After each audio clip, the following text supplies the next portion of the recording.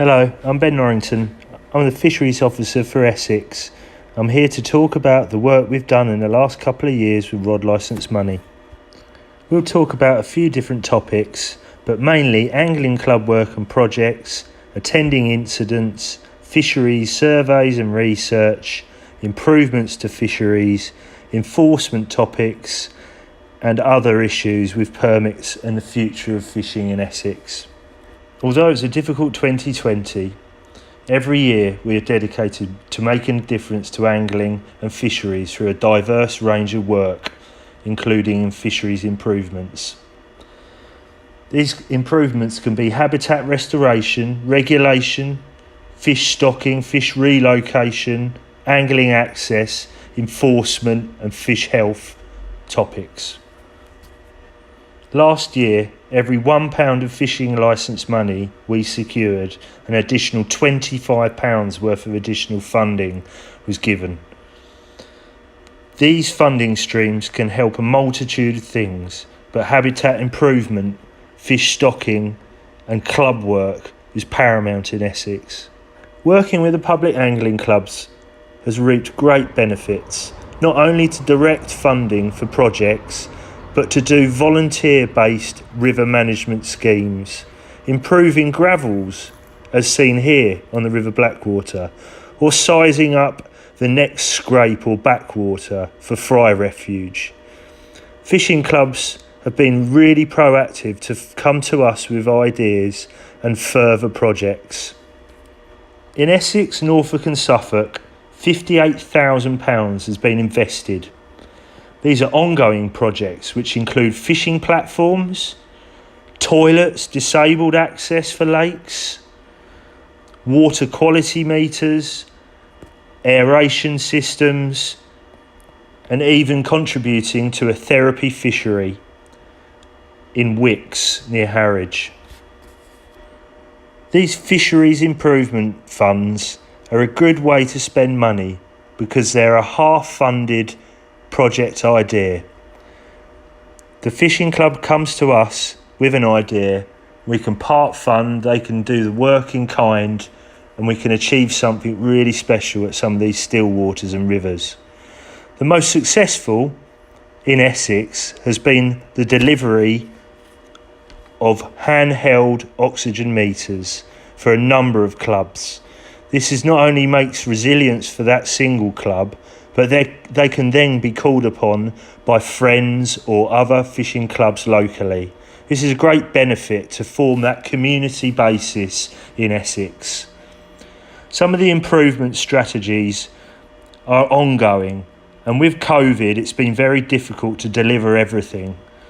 But inland waterways and the main public angling clubs that use the Chelmer have highlighted areas that need improvement on the river. We've started with installing platforms, but look to do new footpaths and further platform installation.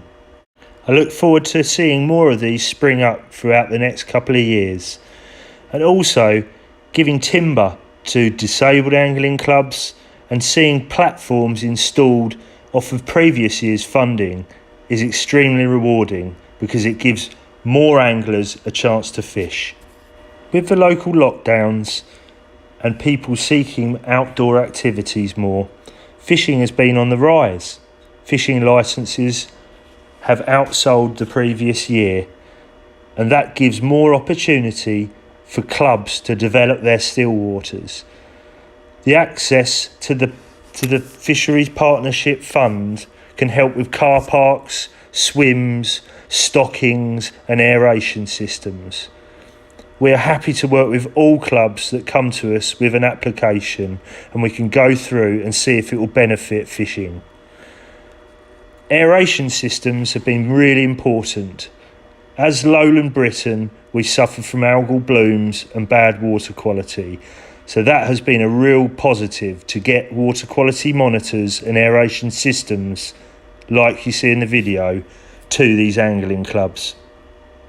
Fish populations in the rivers are still a strong bone of contention, but with the River Stour and the C&B Canal seeing booms in our last survey year 2 years ago, we are really impressed at these backwaters we created and helped dig have benefits to fish populations. This one seen in the video is on the Essex-Suffolk border, but has large roach and bream using it to spawn in since its construction. We are looking for more of these in Essex and Suffolk to develop further. Because rivers have changed over the years from deep, dredged out, very canal-like systems to very overgrown, almost blocked weedy systems now in areas, we have to manage them differently. Money is not there, and part funding, partnership approaches to river basin management is the way forward. If we can find small ditches or old watercourses that are brilliant for spawning, as seen in this video, we can approach them to look at the sustainability of future fish stocks in rivers. There have been many different types of river restoration projects. These off-channel scrapes benefit fry in the winter, spawning fish, predators, and angling. Rod catches and catch returns on this section of river have been really positive since its construction. We have 4 more of these smaller scrapes further down the river. The River Ter has also had voluntary work with the fishing club, Ilford District Angling, who have been superb. We've seen sea trout and eels returning back to the River Ter, and there's countless more of these sections that we can put our focus in to get the gravels back to what they were for spawning. Angling access has been the main bone of contention really on the main rivers. A lot of the good sections of river are either controlled by farmland or have no parking facilities. We hope to work with people like the Inland Waterways or local landowners to find solutions for parking, improve site access, improve swims, and making it more user-friendly for fishermen. The fish are definitely out there in the rivers, but it's finding the locations and being able to fish them that has been the problem. Using the Fisheries Partnership project money, we hope to develop better access for fishing in the future. Our main focus for expenditure in 2020 and even 2019 has been the Stillwater development or restoration. There has been over 7 clubs that have benefited from this scheme. Whether it's car parks or swim construction or desilting, all lakes have been improved and planned to be improved in the next few years. Some projects have been ongoing and aren't completed fully yet, but have the full commitment of the club to carry out continuous works after the money has been spent. The main thing we see in Essex and Suffolk in a good quality fishery is a good quality habitat. A lot of the clubs now are well on board with this and have realised this is the priority. Getting the habitat right in a lake or river is the key to fish health or a healthy population. Many of these restoration schemes and improvements take quite a few years to develop, but it doesn't take long for a fishery to go on the downward curve. Overstocked fisheries, very silty, warm lakes are perfect breeding grounds for bacteria and fish health problems. Last year and the year before, there was an extreme amount of incidents, and it seems to be on the rise. There are many types of incident in fisheries, and being in Essex, we experience the warmest, driest conditions. Our incident response includes fish rescue and relocation, deployment of heavy aeration equipment or solar aeration equipment, monitoring through sondes and oxygen meters, or simply giving advice. Fish, like other animals, might die through a multitude of different things throughout their life. Most fish die in the first year of life, even when conditions are ideal. Environmental or other factors can change conditions, and important habitats can disappear or change in very bad years. We are here to monitor these changes and be an incident response for fisheries that are suffering from mortalities. The number one mortality factor over the last 2 years has been crashes in oxygen. Because we've had such hot weather and extreme algal blooms, these have come down with crashes, affecting large, shallow, eutrophic conditioned lakes and rivers. In the River Stour alone last year, we saw up to 60,000 fish die in the lowland section. This happened in lakes as well. We had extreme algal blooms in Heybridge. This crashed one day after being 250% oxygen. A thunderstorm came over and reduced the surface water temperature with its rainfall. This suddenly crashed into a BOD crash, resulting in large fish dying. This happened at Wallasey, Heybridge and the River Stour, all in one weekend.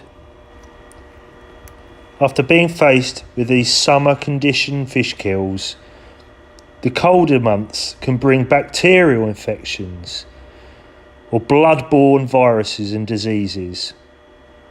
It's extremely important to report all of these events to the Environment Agency.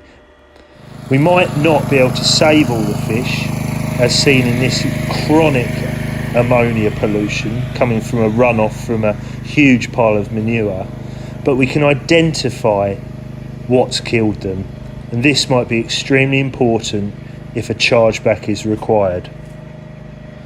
Large mortalities like this, which are pollution-based, are extremely upsetting, but it's paramount it's recorded early. We have tried to increase our resilience with this hydrogen peroxide store, better testing for ammonia, better water quality meters, and better visibility and coordination communication through the angling press. We can identify all different viruses, parasites and fish health issues, so it is important to phone us first. Not all pollutions can be big, and this one seen in that picture was a small runoff coming from a public house. They all need to be identified because long-term water quality issues will drive fish health. The improvement of many still waters through aeration has increased the likelihood they won't get severe mortalities, and it also impacts the algal growth in lakes. Some of our most successful wins has been drain downs and desilts of lake, where we've managed to relocate or rehome the coarse fish species to match venues across Essex and Suffolk. This is simply requiring a health check of the fish and the manpower to net the fish and relocate them. It's hard work but very rewarding because we can benefit 6 clubs with 1 lake. It's the future of working together, the cooperative nature of fishing clubs in Essex, where we can help donate stock like these pike to control huge blooms in rudd and roach populations, or relocate perch from an overstocked fishery to an understocked. It's all a benefit to the club. Surveys and research, as shown previous years on my presentations and videos, has been one of the key factors in determining where to fish or how good fishing is in the rivers. This is also good to highlight whether eels can migrate into rivers, sea trout populations or coastal fish populations, and what areas need protecting and what areas are good or bad. This science has been put on hold slightly due to COVID and us not being able to go out in teams, but we've still managed to achieve some great work, as seen with this eel data. We've even tagged 533 sea trout, 880 eels on the Norfolk coast. We've taken samples from the Essex-based rivers as well to try and copy these studies in Norfolk. We've monitored the track fish populations, the transitional species on the estuaries, to look at how populations might be going up or down in certain species. It's a really good educational tool to show how delicate our estuaries can be in Essex. The tidal estuaries bring up migrators as well. The migration of huge mullet here up to the Essex border for their summer feeding on algae and getting that freshwater spa treatment. These areas are highly important for fish and need protection, but first we must know where the fish are. That's why we survey. Our estuarine surveys on 2019 were looking for smelt populations, sea trout and eel mainly. But a gauge on the estuary from controlled trawling and fyke netting showed there's a dominance of these fawnback rays. Huge fish with pedants to eating crab. Sea fishing is very good around Essex, but the roach, pike, chub and possibly tench and barbel of the rivers are the highlight. The fish populations in the C&B Canal from the 12 surveys in 2019 were the best for 30 years. This is why we don't stock the rivers so much in Essex and Suffolk. These fish here in this picture are a small barbel grown by our fish farm at Calverton. It's extremely important we have this fish farm, as you'll see later in our tench and crucian stocking programme. This last video is of a chip or a tag with a barcode scanner over it to show how we do those telemetry fish movement studies. The brown trout and sea trout of the North Norfolk coast are in Essex as well. We hope to find, even by rod and line, anecdotal evidence of where these fish are. As touched on before, the last 2 years, improvements to fisheries have been through the health checks to relocate fish, nettings, predator stockings, habitat improvement and facility improvement for fishing. A new project this year has seen Lifted Lakes, a charity therapy fishery, helping change lives for military veterans. It was a pleasure to be involved, and the work done there is incredible, although it's very early days. These kind of fishing therapy venues could be the way forward for society in Essex. We have many urban still waters and many fishing clubs in large towns in Essex. And if we can use fishing to help the public and the mental well-being of the public, it's a great win. Using the health checks again, we'll be able to manage still water environments, relocate bream and roach populations to hungry match angling venues. Knowing the health of the fish is very important about getting permission for where the fish can be. Online floodplain fisheries need to be compliant with these regulations. It's a protection for the environment, other rivers and potential passing of pathogens. So it's very important that you come to us and get the right paperwork for your fishery. By having the right paperwork, we can then work with you. We can even help stock fish from Calverton. We've seen a real drive for tench and crucian carp in the last few years.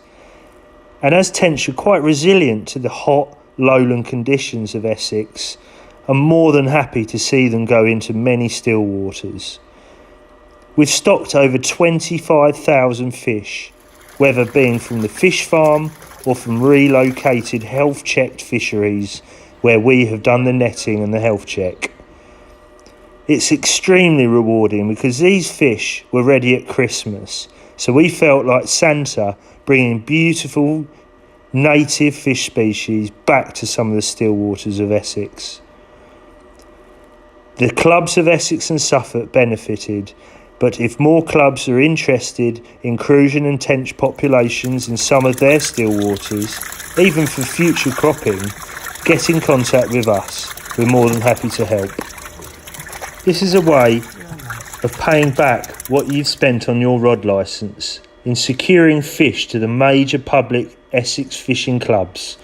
We can guarantee tench and crucian and other species year on, year out. It's extremely important that clubs work with us to highlight the future of their fishery and how they'd like to improve it, how they can get more members, and how we can catch more fish. It's not only stockings and stocking requests that we deal with. Here is some Argulus, a fish louse. These samples were taken by Essex Fly Fishing Club, who started with a Norfolk club looking at how they can remove Argulus throughout the fishing year. They've done extremely good work and off the back of it have removed coarse fish and donated them to a number of Essex fishing clubs. This is perfect partnership working.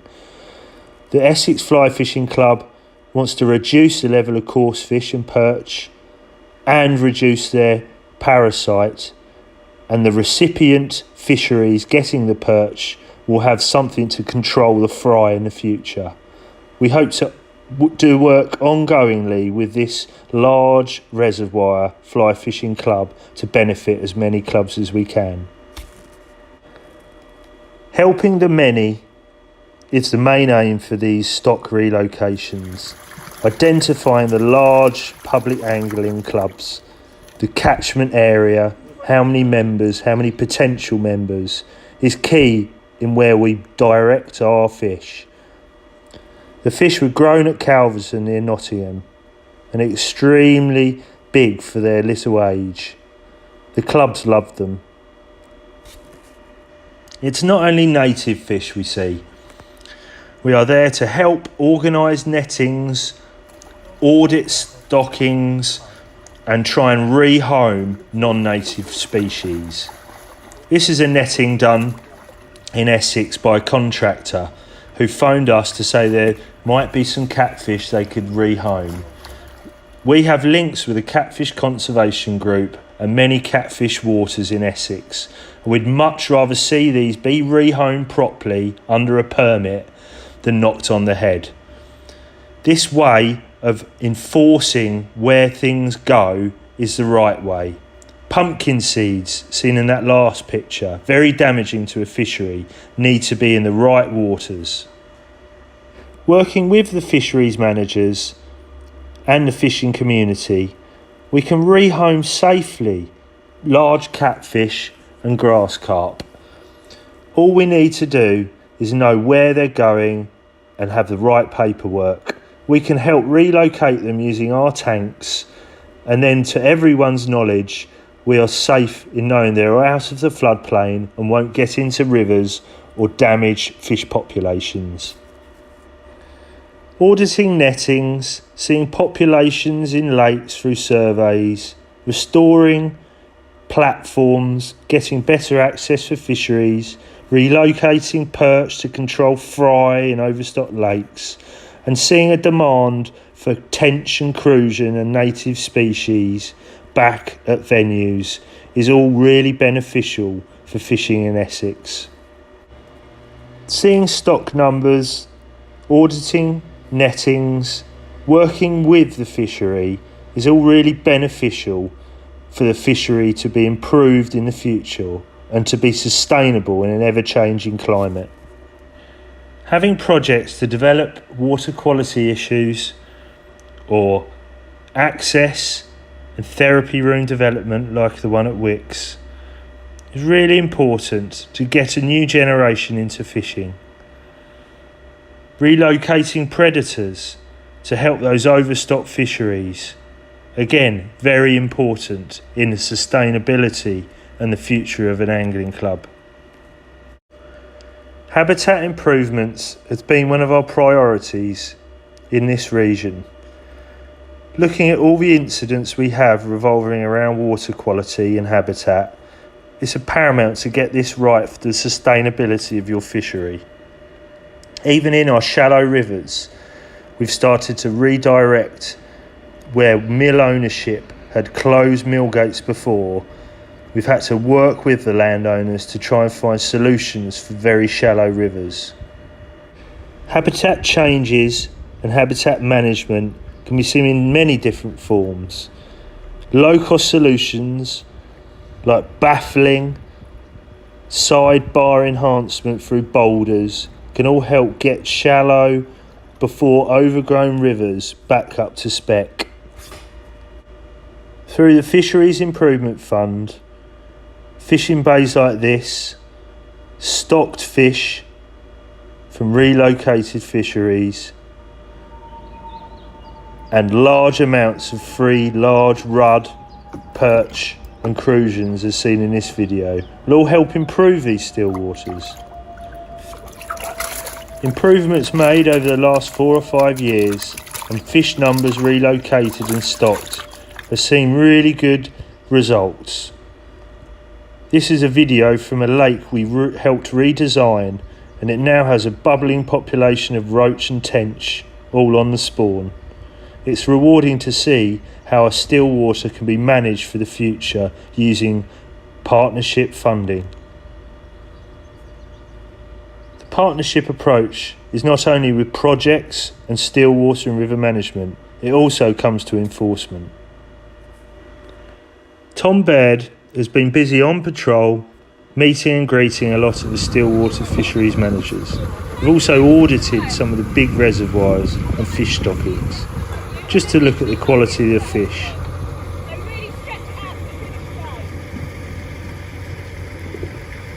This is Hanningfield Reservoir. We also do rod licence checking and other audits on commercial nettings and other fish stockings. Tom's been working hard with the police and other agencies to crack down on any illegal fishing activities. Through the keeping and introducing regulations and SAFA, Tom goes out on patrols looking for illegal activity. Seizure of illegal traps or nets has seen an upsurge in many of the rivers. Tom's retrieved many of these traps, some containing live fish and some containing dead fish, including eels. With illegal fishing and illegal activity involving fish on the rise, it's important that Tom has been out on patrols and getting to meet a lot of the fishing managers. It is important that we know and regulate nettings, trappings and fish movements for the protection of other fisheries and the wider environment. We've seen illegal nettings and stockings taking place, which puts huge risk on other fisheries, and the improvisation of people's fish traps, which also are illegal. Non-native fish and illegal fish movements pose a huge risk to native fish populations. By identifying where these fish are and safely permitting and removing and relocating these fish, we can protect our rivers and other still water bodies. We have helped relocate many catfish from online still waters in a floodplain. Especially as they're breeding populations now, it's really important that the fishery work with us and we can help remove them. We've also seen pumpkin seeds at some locations. Fisheries nettings and some samples of these fish are really important to gather data on non-native parasites and the risks these fish pose to other populations. Although it's been a difficult year, some of these auditings and working with the fishing clubs to do nettings or relocations has been really important, not just for that single fishery, but to spread that message of a sustainable fishery. Also, the risks other fish can have on the environment. When we work together with the fishing clubs, it's a much easier task to battle these situations. Regulation and permitting is important to establish the future of your fishery, and to have compliance means we can help you attain a better fishery. Working with the fishery, like seen in this picture with the guys from the Essex Fly Fishing Club just about to deploy their Argillus traps, is really important because it could benefit more fisheries. And as in Essex the last few years, these guys have managed to help relocate some of the perch shown earlier in the film to fisheries that really needed them. We can help with that permitting process. Other situations that came to light in the last few years are the migration of fish and where fish get to, and the incidents are always changing. This is a big old smoothhound off Burnham and Crouch. They were doing some work in the Borrow behind and had drained the water, and on a spring tide it somehow managed to get in there. Lucky enough we could get in with nets and rescue them. This is another partnership seen in this picture. This is now a landowner that's seen our successful scrapes and done it for himself. We've had some really good successes over the last few years, whether it's partnership scrapes or incident response, saving fish populations, or relocating overstocked fisheries to fisheries that need them. It's all partnership working.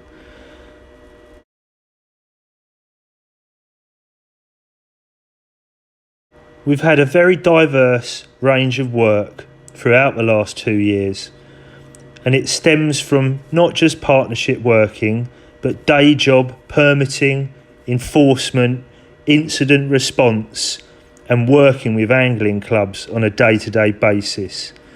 There are bigger problems ahead, as seen in these rivers where we have duckweed.